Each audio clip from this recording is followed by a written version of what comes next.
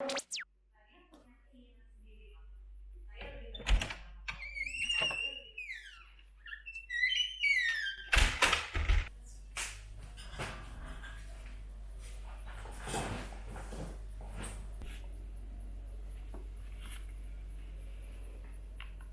a place ethnically and culturally distinct from much of the rest of Indonesia. A protester is dead after almost a week of unrest in Papua in Indonesia. Indonesian police have shot dead a member of a Papuan separatist group during a gunfight. Riots have swept through eastern Indonesia. Dozens of protesters in Indonesia's Papua continue to occupy the governor's office.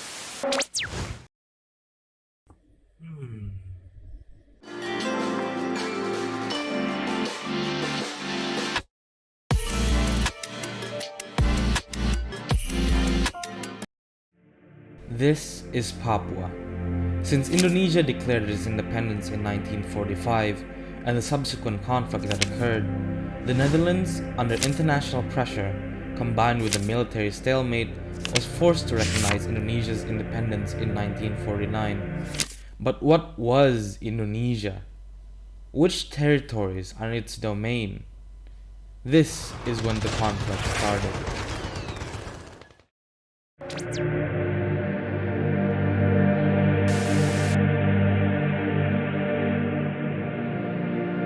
In 1949, the Netherlands recognized Indonesian sovereignty over the territories of the former Dutch East Indies, with the exception of Western New Guinea. The Western countries originally agreed to give the Papuans an independent state, arguing that the Papuans were too ethnically different to Indonesia. But during the Cold War, to keep Indonesia on the US's side, the US pressured the Netherlands to give that territory to Indonesia, sacrificing its independence in the process. To do this, a referendum was held in 1969 called the Act of Free Choice, which resulted in a unanimous vote in favor of joining Indonesia. This referendum has been subject to major criticism from other countries, demanding a new, free referendum. Since then, the Free Papua movement started, which incited a guerrilla war for their independence. But not all of these pro-independence movements incite violence. Benny Wenda is a West Papuan independence leader who strives to achieve independence through diplomacy. Peaceful demonstrations have also occurred, such as the 2019 Papua protest, which ended in tragedy, resulting in arrests and killing allegedly done by the Indonesian military and police. But now there's nothing. What has changed? Has anything been done? Why is the media silent about this? To break this media silence, we've decided to do interviews and surveys to find out what Papuans think and what Indonesians think about this situation and what they think should be done in order to resolve this situation.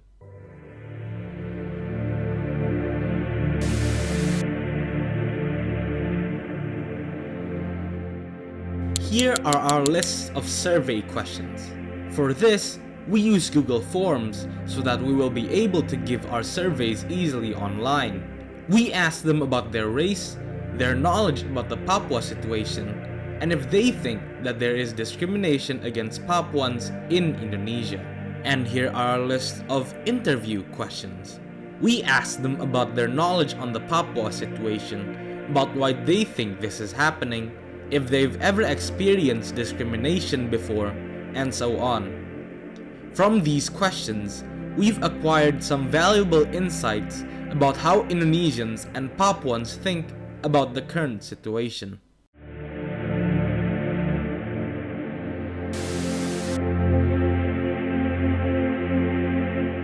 Hello everyone, I'm Adianto Juniadi Pakoso from Social Problem Group T, and today I'm going to show you our result and analysis from the survey that I made with Mustafa Payne. So our topic that we choose for the survey is about social action case of Papua. Our main goal is for the non-Papuan, so we can actually get their perspective of the social action problem that Papua had nowadays. So as you can see, this is the wing of the survey, and then we also have the question. Let's go to the first question, asking about the race. Since Indonesian has so many variety of race, as we can see, Jawa actually have the most dominant one compared to the other. So let's go to the second question. We can see we have 30.9% of people who either clueless or lack of awareness or just doesn't get updated with the recent news. Then we go to the fourth question.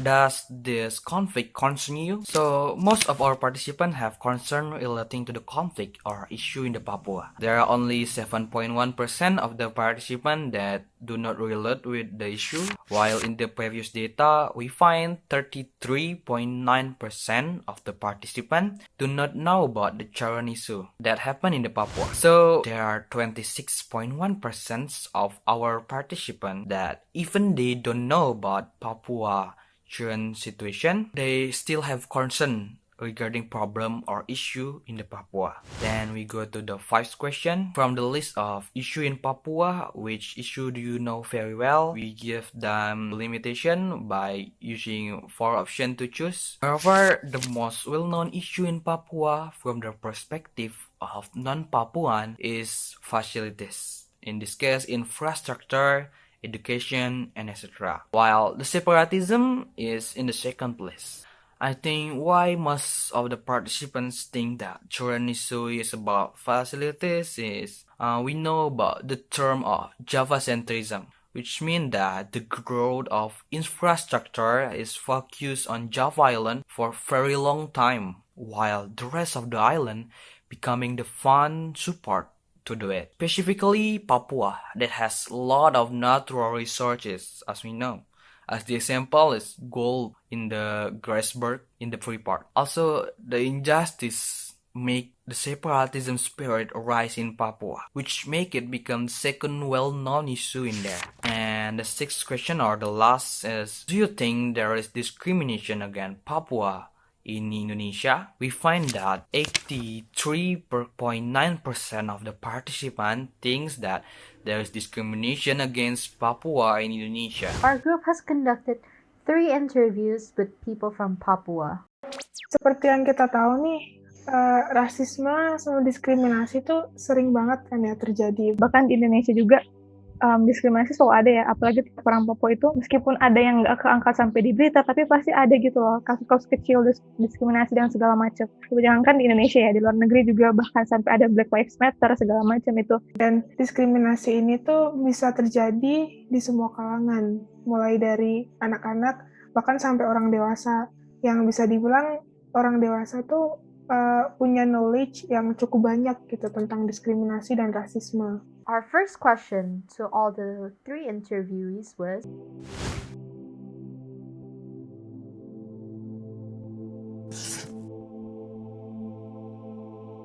bagaimana sih kalau kamu melihat perspektif orang terhadap orang Papua itu seperti apa?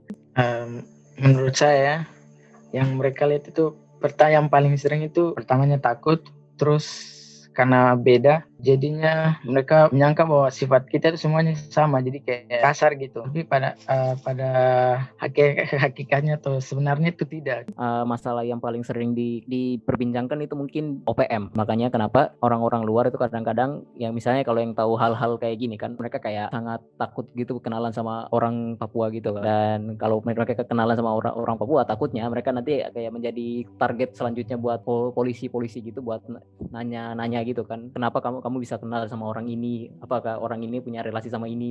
Nah pokoknya panjang lah pokoknya. Jadi itu kenapa OPM itu bisa menjadi hal diskriminasi juga. Menurut saya perspektif orang terhadap Papua adalah membedakan, khususnya berbicara tentang siswa atau orang Papua kalau misalnya berada di luar Papua ya. Ada beberapa orang, tidak semua orang yang membedakan. Misalnya kalau misalnya kami sedang jalan di tempat umum, ada beberapa orang yang memperhatikan. Tapi tuh untuk mengetahui orang ini berpikir tentang kita apa seperti itu, atau isi hati orang tersebut tentang kita tuh kita nggak tahu. Tapi kan jadi banyak overthinking. Jadi ini orang mikir kita tentang apa ya? Kayak apakah kita sebegitu berbedanya? Jadi orang memperhatikan sampai segitunya. Itu kan dari luar kota ya. Kalau di Papua sendiri gimana keadaannya? Puji Tuhan di Bintun ini jarang sekali ada rasisme kayak gitu. Kalau di bagian Jaya atau pokoknya di bagian Papua banyak sekali rasisme atau kejahatan-kejahatan. Mereka tuh buat kasusnya itu biasanya di agak yang pedalaman gitu, bukan di perkotaan. Berarti di Papua juga ada kasus serupa, cuma tergantung daerah-daerahnya ya. Iya. Our second question towards our interviewees was,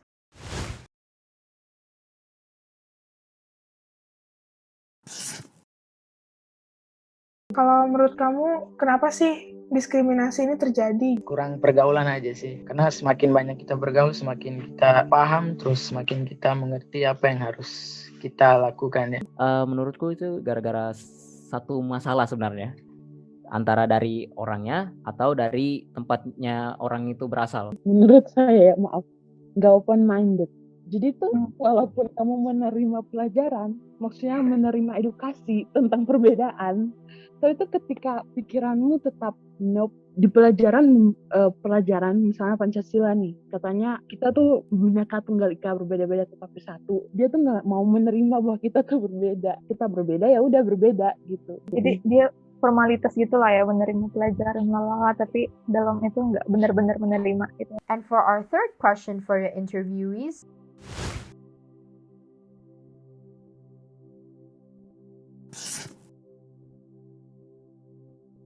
Banyak banget ya diskriminasi terhadap Papua gitu. Biasanya kan ada beberapa movement ya untuk mempertahankan atau melindungi diri gitu. Misalnya kayak OPM tadi, Organisasi Papua Merdeka itu. Nah, menurut kamu, apakah sebaiknya Papua ini memisahkan diri dari Indonesia dan menjadi negara sendiri, atau tetap bersatu nih sama Indonesia? Menurutku, Papua itu sebenarnya nggak boleh berpisah sama Indonesia. Dikarenakan kenapa? Operasi Papua Merdeka ini sebenarnya operasi yang sangat bodoh sekali dilakukan. Maaf jika saya menggunakan kata bodoh. Kita lihat aja sendiri, edukasi di Papua itu sangat minim. Nah, jadi kalau Papua Merdeka, siapa yang akan jadi pemimpinnya, siapa yang akan jadi ngurus edukasinya, siapa yang akan jadi ini, segala macam lah pokoknya. Jadi negara itu sangat susah. Kita ambil contoh Timor Leste. Timor Leste kan merdeka kan, sekarang gimana keadaannya? Makin susah kan, tanpa suram lah pokoknya. Saya tidak mendukung separatisme, jadi tidak untuk berpisah.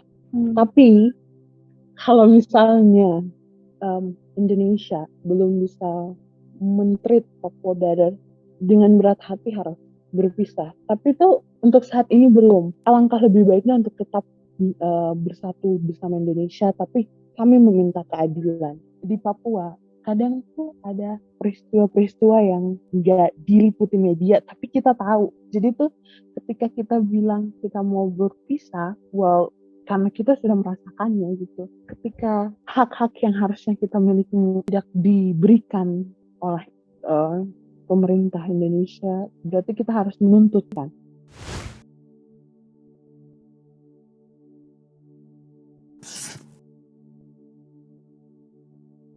Kalau kamu sendiri, kamu pernah mengalami diskriminasi gitu nggak? Puji Tuhan sejauh ini belum sih. Kalau di tempatku sih aman-aman aja, gak ada apa-apa. Kalau misalnya didiskriminasi sampai wah parah nih, nggak pernah. Beruntungnya tuh saya mendapat environment lingkungan yang sangat baik gitu, yang memiliki tingkat toleransi yang tinggi. Sampai sekarang puji Tuhan tidak pernah dibeda-bedakan gitu. Tetapi kalau misalnya nih di tempat umum terus diperhatikan secara intens, ya merasa risih nggak sih? Misalnya ada dilontarkan pertanyaan-pertanyaan yang contohnya nih, Kak, di Papua tuh ada mobil nggak sih? Kayak pertanyaan yang sebenarnya tuh ya gimana gitu. Ya kayak gitu pernah, tapi yang sampai wah parah nih nggak pernah.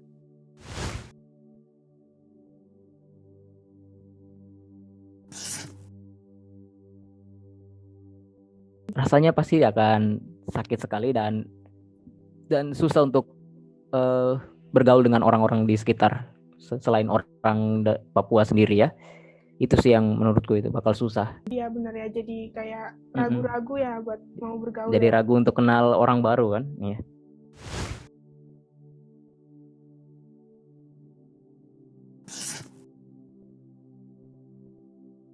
Terus menurut kamu apa sih yang bisa kita lakukan gitu untuk mengubah situasi tersebut? Dari hal-hal kecil sih, kayak kalau kita melihat ada yang berbeda, kita sama-sama menjaga gitu, maksudnya merangkul. Terus kalau dari lingkungan kecil kita tidak ada diskriminasi, itu akan mempengaruhi ke yang lain sih. Jadi kayak kita men-treat orang lain dengan sama gitu, nantinya mempengaruhi masyarakat yang besar gitu. Salah satu cara sih dengan edukasi sebenarnya. Jadi orang-orang Papua kan itu sangat minim sekali kan pendidikannya, edukasinya. Nah, kenapa mereka itu malas sebenarnya untuk bersekolah. Jadi kayak gak ada semangat sama sekali untuk itu mengikuti jenjang pendidikan gitu. Jadi kenapa mereka itu bisa terpengaruh dengan yang namanya OPM ini? Nomor satu ya edukasi ya, baik buat orang Papua maupun orang lain juga ya. Yang pertama adalah ketika melihat orang, jangan melihat dari sudut pandang suku, agama, dan lain, tetapi melihat bahwa kita sama-sama manusia. Ketika kita sendiri masih memandang orang lain berbeda, berarti kita yang harus belajar dulu dari diri kita sendiri. Starting from now, ketika melihat orang atau melihat orang lain itu jangan lihat dari warna kulitnya, jangan lihat dari sukunya apa, jangan lihat dari agamanya apa, jangan lihat dari rambutnya itu apa, tapi lihat karena kamu manusia, aku juga manusia. Ya. Kita sama-sama manusia gitu. Jangan judge jadi kamu Papua, aku Jawa atau aku mana aja. Jadi kita berbeda, jangan. Kita sama-sama manusia. Yang kedua adalah open-minded. Ketika kita tidak mau menerima kenyataan perbedaan yang kita punya, believe me, itu masih akan tetap terjadi gitu. Ketika edukasi itu hanya sebagai formalitas dan kita sendiri tidak mau open-minded, dan diskriminasi akan tetap terjadi. Yang ketiga, ketika kita merasa ada yang tidak beres, berarti kita harus speak up melalui apa saja. Terpenting adalah media sosial, karena kita sendiri memiliki media sosial seperti itu.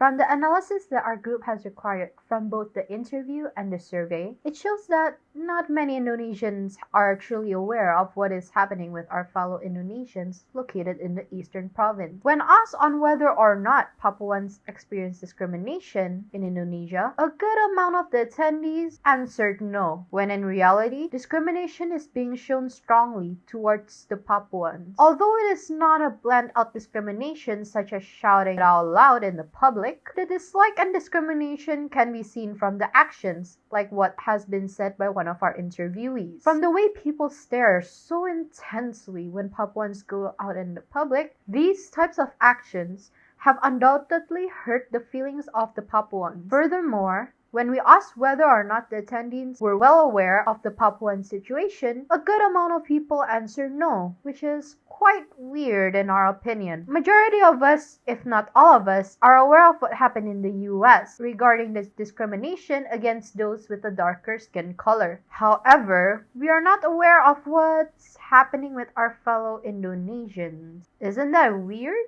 We are aware of what is happening abroad, but we're not aware of what's happening in our home country. What makes it worse is that there are people who say that the Papua situation is not concerning to them. I remember many people posting about how Black lives should matter. Let me ask you, why should you care? For one, you do not have a dark skin color.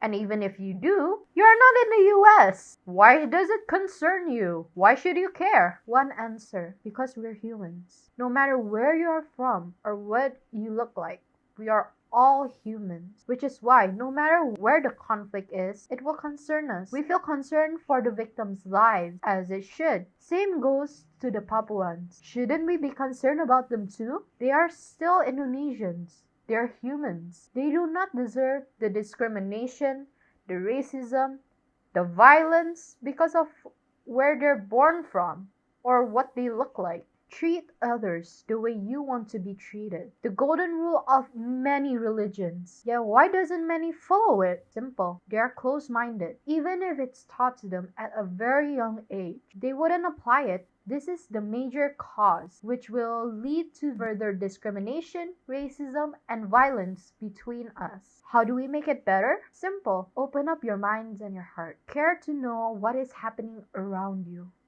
Stop thinking about things from your perspective and start thinking from others' point of view. It shouldn't matter who they are, what their skin color is, how they look like, how they talk, what religion they're from, what race they are from, because in the end, we're all humans. One who has equal rights in society and one who does not deserve to be treated differently from others. Thank you for listening to our presentation.